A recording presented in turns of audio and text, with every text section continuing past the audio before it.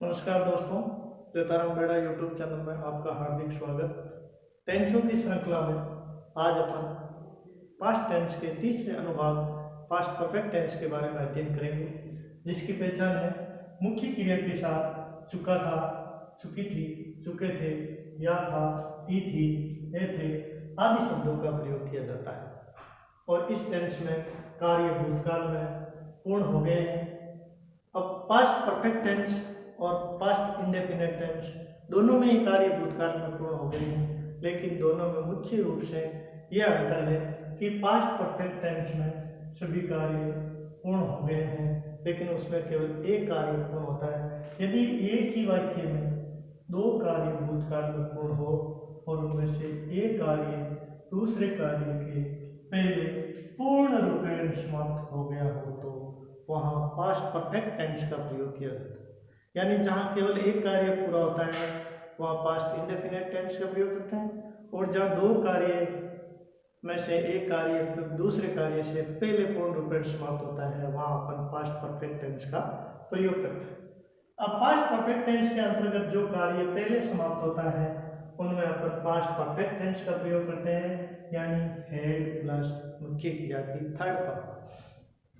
और बाद में समाप्त होने वाले कार्य में अपन पास्ट इंडेफिनिट टेंस यानी एफर्मेटिव सेंटेंस में मुख्य क्रिया की सेकंड फॉर्म और नेगेटिव और इंटरोगेटिव सेंटेंस में did not plus first form का प्रयोग करते हैं।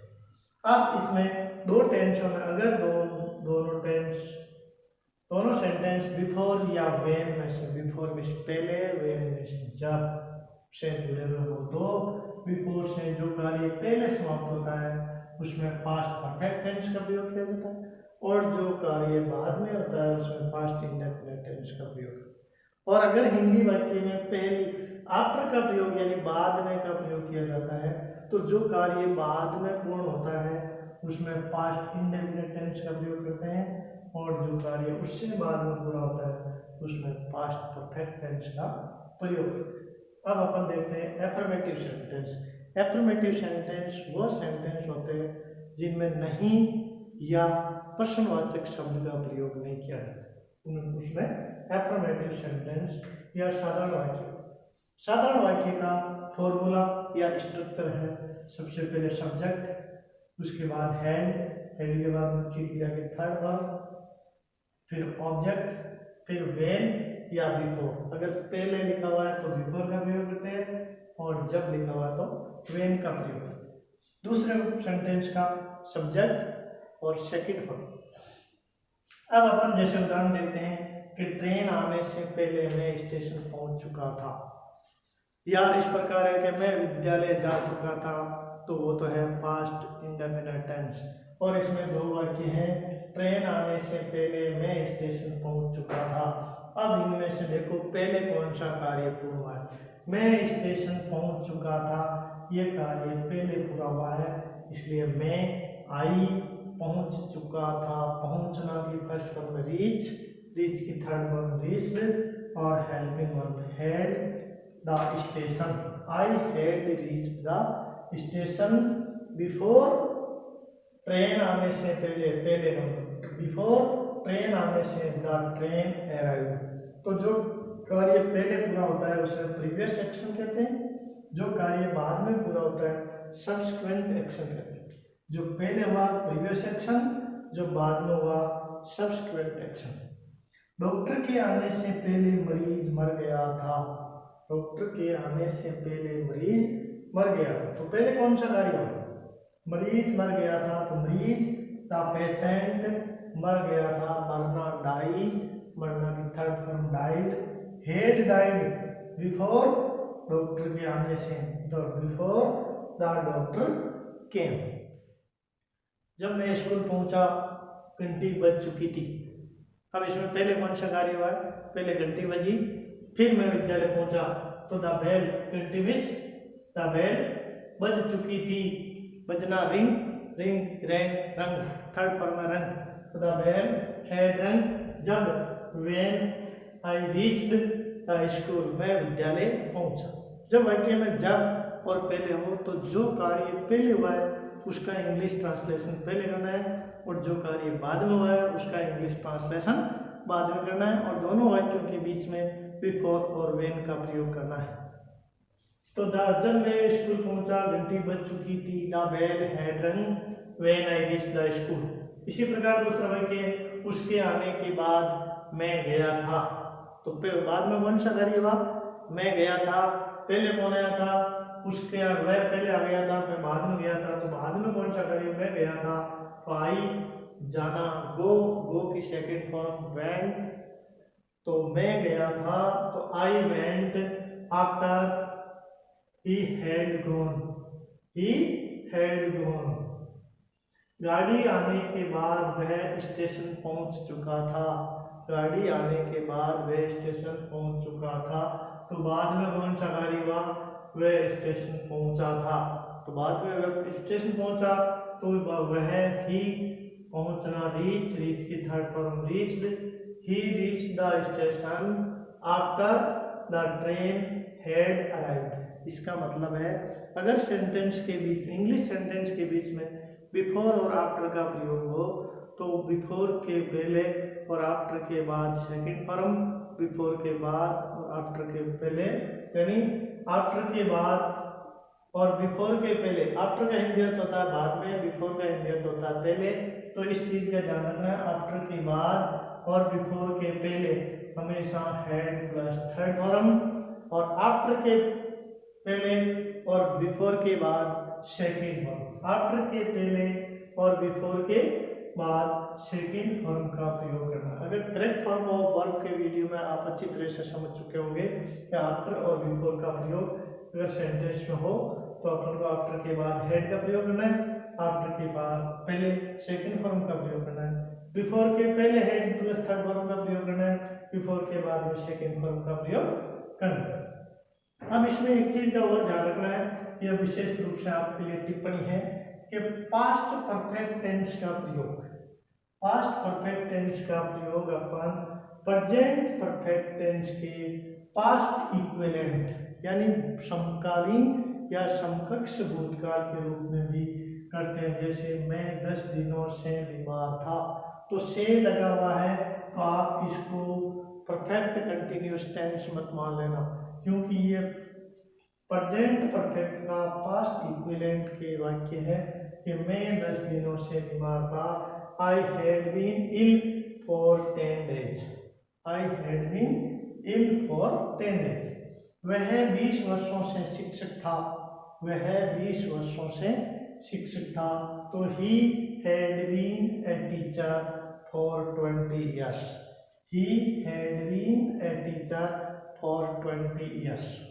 तीसरा वाक्य है, मैं उसे 2 वर्षों से जानता था, जानना नौ, तो I had known third form, क्योंकि had known him for 2 years। वो परफेक्ट कंटिन्यूअस वाला बेन नहीं है, ये होता है फर्स्ट फॉर्म में बी बिकम्स होना, सेकंड फॉर्म में वाज था, बीन थर्ड फॉर्म। तो ये बी की फर्स्ट सेकंड और थर्ड है, ये बीन थर्ड फॉर्म है, ने की परफेक्ट कंटिन्यूअस वाली helping verb had been helping verb वाली नहीं है, बी की थर्ड फॉर्म, बी मिस होना, वाज मिस था और बीन मिस हो चुका, be was been first form, second form और थर्ड फॉर्म। तो मैं 20 वर्षों से शिक्षक था, he had been a teacher for 20 years, मैं उसे 2 वर्षों से जानता था, I had known him for 2 years। अब अपन देखते हैं, वो तो ऊपर तो थे एफर्मेटिव सेंटेंस, अब अपन इस टेंस के इंटरोगेटिव सेंटेंस। पिछले टेंसों में भी आपने देखे होंगे, इंटरोगेटिव सेंटेंस वो वाक्य होते हैं जिनमें क्या या प्रश्नवाचक शब्द का प्रयोग किया हुआ होता है, जैसे कौन, कब, कहाँ, कैसे। प्रश्नवाचक वाक्य 2 प्रकार के होते हैं, एक तो होता है यस नो टाइप, जिन वाक्यों का उत्तर हाँ या ना लाते हैं वो प्रश्नवाचक वाक्य हो लेते हैं, और जिन प्रश्नों वाक्यों के अंदर किसी स्थान का, समय का, किसी कारण का उल्लेख होता है तो उसे कहते हैं WH फैमिली वाला वाक्य। तो अपन पहले यहाँ यस नो टाइप वाले वाक्यों का प्रैक्टिस करते हैं। तो यस नो टाइप वाले वाक्यों का स्ट्रक्चर है, सबसे पहले हेल्पिंग वर्ब, उसके बाद सब्जेक्ट, फिर थर्ड फॉर्म, फिर ऑब्जेक्ट, फिर व्हेन या बिफोर, फिर पास्ट इंडेफिनिट का सब्जेक्ट प्लस सेकंड। अब वाक्य देखो, ऊपर अपन ने वाक्य देखे थे, उसके आने के बाद में गया था, तो यहाँ है क्या डॉक्टर के आने से पहले रोगी मर गया था।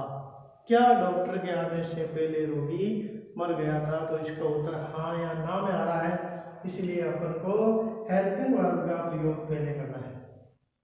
पहले कौन सा हुआ काम, रोगी मर गया था, इसलिए अपन को had the patient died, had the patient, तो had helping verb, the patient रोगी सब्जेक्ट, फिर थर्ड फॉर्म, फिर ऑब्जेक्ट है नहीं, फिर व्हेन या बिफोर, फिर सब्जेक्ट और फिर सेकंड फॉर्म।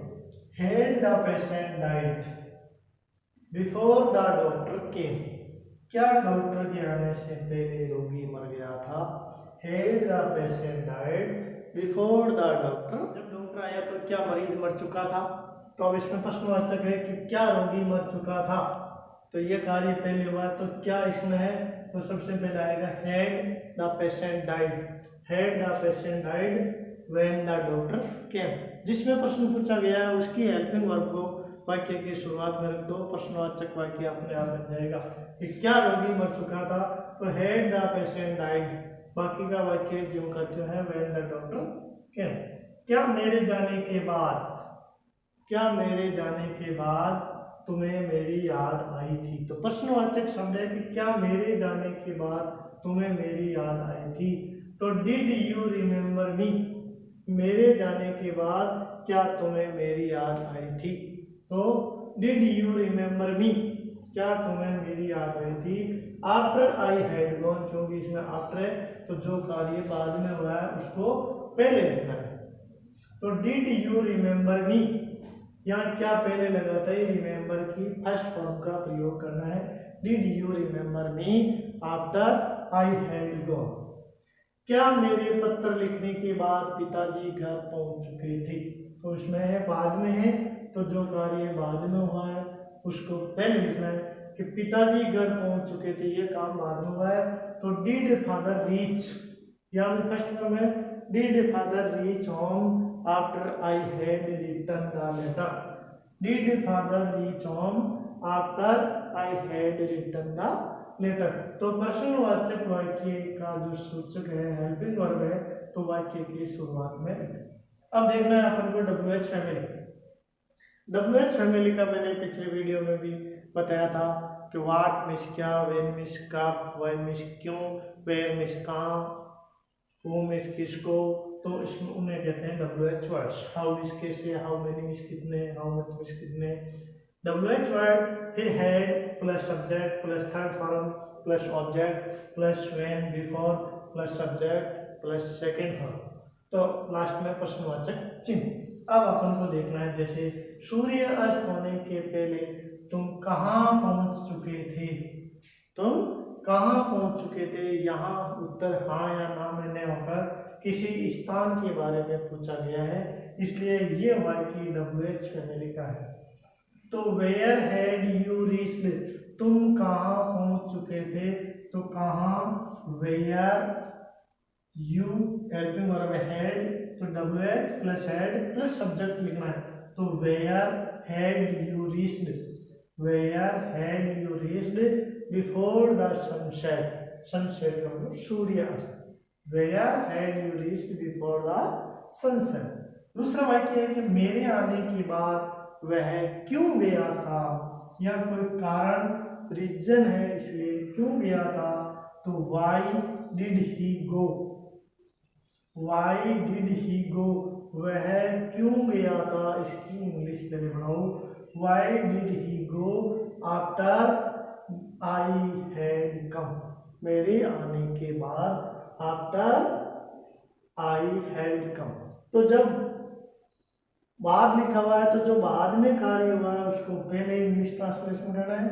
और पहले और जब है तो जो कार्य पहले हुआ है उसकी इंग्लिश ट्रांसलेशन पहले करना है।